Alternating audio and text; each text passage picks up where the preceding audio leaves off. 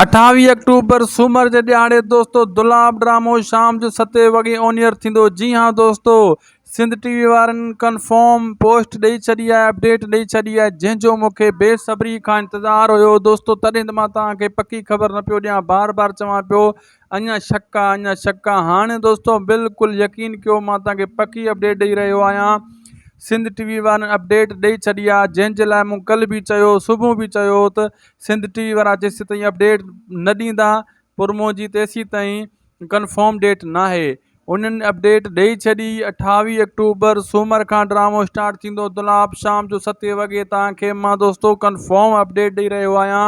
इहा कल्ह शाम जो ई, राति जो इहा हुननि पोस्ट रखी छॾी हुई, जॾहिं माण्हुनि बैड कमेंट कया उन्हनि जे चैनल ते वञी करे। पोइ उन्हनि पोस्ट मजबूरन फेसबुक ते वञी रखी, यूट्यूब ते बि न रखी, फेसबुक पंहिंजे उन पेज ते रखी आहे, जेका असां तव्हां सां अपडेट शेयर करे रहिया आहियूं। हाणे पकी ख़बर आहे दोस्तों, बिल्कुलु पकी ख़बर आहे। दुलाब ड्रामो 28 अक्टूबर यानी सूमर खां स्टार्ट थी रहियो आहे 7 वॻे राति जो। जीअं हलंदो ज़हर ज़िंदगी, अहिड़े हिसाब सां उन जो बि टाइम आहे दोस्तों। जीअं तकरार हलंदो हुयो, ज़हर ज़िंदगी हलंदो। दिलि जाए कयो, पकी ख़बर आहे दोस्तों। अल्लाह हाफ़िज़।